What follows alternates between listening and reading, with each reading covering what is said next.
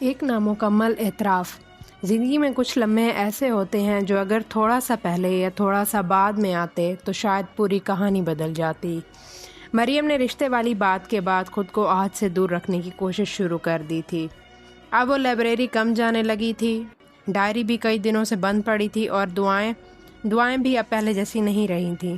ایک دوپہر جب وہ یونیورسٹی سے نکل رہی تھی تو اچانک سامنے عہد آ کھڑا ہوا۔ آپ مجھ سے بچ کیوں رہی ہیں؟ مریم اس سوال کے لیے بالکل بھی تیار نہ تھی کہ عہد اس سے اس طرح کا سوال کرے گا۔ میں کیوں بچوں گی؟ عہد ہلکا سا مسکرایا۔ آپ پچھلے 2 ہفتوں سے لائبریری نہیں آئیں اور جب بھی میں سامنے آتا ہوں آپ راستہ بدل لیتی ہیں۔ مریم خاموش رہی۔ کبھی کبھی خاموشی سب سے سچا جواب ہوتی ہے۔ اگر میں نے کوئی غلطی کی ہے تو مجھے بتا دیجئے۔ اس بار عہد کی آواز میں پہلی بار بے چینی محسوس ہوئی۔ مریم نے نظریں جھکا لی۔ بعض اوقات مسئلہ کسی کی غلطی نہیں ہوتا عہد، بس وقت غلط ہوتا ہے۔ عہد نے اس کی طرف دیکھا جیسے وہ ایک جملے کے پیچھے چھپے تمام راز پڑھ لینا چاہتا ہو۔ اور اگر میں کہوں کہ کچھ باتیں وقت پر نہیں چھوڑی جاتی؟ مریم کے دل کی دھڑکن تیز ہو گئی۔ کیا مطلب؟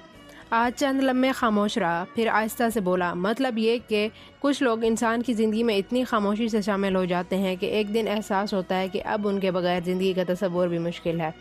مریم نے پہلی بار محسوس کیا کہ شاید وہ اپنی دعاؤں میں اکیلی نہیں تھی، لیکن اس سے پہلے وہ کچھ کہتی عہد نے نظریں ہٹا لیں۔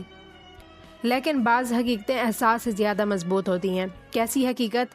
مریم نے بے اختیار پوچھا۔ عہد نے ایک گہرا سانس لیا۔ میری منگنی بچپن میں ہو چکی تھی۔ مریم کو ایسا لگا جیسے کسی نے اس کے ارد گرد کی تمام آوازیں خاموش کر دی ہوں۔ بارش شروع ہو چکی تھی، مگر اس بار بارش اچھی نہیں لگ رہی تھی۔ اور اگلے چند مہینوں میں میری شادی ہے۔ یہ جملہ سن کر مریم نے بے اختیار اپنی انگلیوں کو مضبوطی سے پکڑ لیا۔ پتہ نہیں کیوں، کچھ درد آنسوؤں سے نہیں خاموشی سے بہتے ہیں۔ مجھے نہیں معلوم کہ میں نے یہ سب آپ کو کیوں بتایا۔ عہد کی آواز مدھم تھی، شاید اس لیے کہ زندگی میں پہلی بار میں نے کسی ایسے شخص سے ملا ہوں جس کے سامنے خاموش رہنا مشکل لگتا ہے۔ مریم نے نظریں آسمان کی طرف اٹھا لی اور پہلی بار اسے اپنی وہ دعا یاد آئی جو اس نے چند ہفتے پہلے لکھی تھی۔ یا اللہ، اگر یہ شخص میری زندگی کے لیے بہتر ہے تو اسے میری قسمت میں لکھ دیجئے۔ شاید اللہ بعض دعاؤں کو قبول کرنے کی بجائے ان کا مطلب سکھا دیتا ہے۔ اس رات مریم نے اپنی ڈائری میں صرف ایک جملہ لکھا، وہ شخص جسے میں نے کبھی مانگا تھا وہ کسی اور کے نام لکھا جا چکا تھا۔ آخری ملاقات۔ کہتے ہیں محبت انسان کو 2 چیزیں ضرور سکھا دیتی ہے، کسی کے لیے دعا کرنا اور اسے کھو دینے کے بعد اس کے لیے اچھا چاہنا۔ عہد کی منگنی کی خبر کے بعد مریم نے خود کو مکمل طور پر بدل لیا تھا۔ وہ اب کم بولتی تھی، کم ہنستی تھی اور سب سے بڑھ کر اس نے دعا مانگنا چھوڑ دیا تھا۔ کبھی کبھی انسان اللہ سے ناراض نہیں ہوتا، بس خاموش ہو جاتا ہے۔ ایک شام وہ یونیورسٹی کی لائبریری میں اپنی آخری کتاب واپس کرنے گئی۔ اس کی تعلیم مکمل ہونے والی تھی اور شاید اس جگہ سے بھی رخصت ہو رہی تھی جہاں اس نے زندگی کی سب سے خوبصورت اور سب سے تکلیف دہ یادیں چھوڑی تھیں۔ آپ واقعی جا رہی ہیں؟ یہ عہد کی آواز تھی۔ مریم نے پلٹ کر دیکھا۔ آج پہلی بار عہد کی آنکھوں میں وہ سکون نہیں تھا جسے وہ ہمیشہ اپنے ساتھ لیے پھرتا تھا۔ جی۔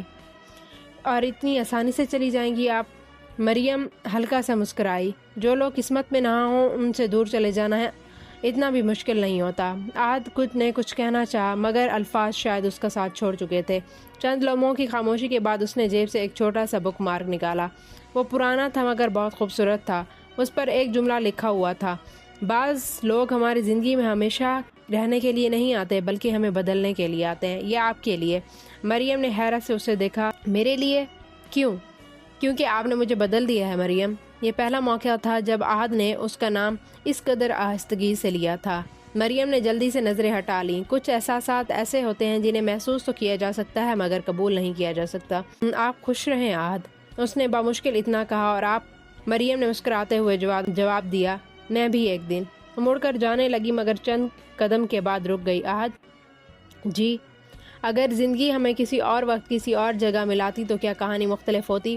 عہد کافی دیر خاموش رہا، پھر آہستہ سے بولا، بعض کہانیاں غلط وقت پر نہیں ملتی مریم، وہ صرف ہمیں یہ سکھانے آتی ہیں کہ قسمت کے فیصلے دلوں کے فیصلوں سے بڑے ہوتے ہیں۔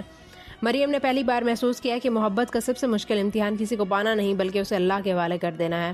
اس رات اس نے اپنی ڈائری کا آخری صفحہ کھولا اور لکھا، میں نے تمہیں کبھی حاصل کرنے کی دعا نہیں کی تھی آج، میں نے صرف یہ دعا کی تھی کہ تم ہمیشہ خوش رہو۔ اور شاید یہی محبت کی سب سے خوبصورت شکل تھی۔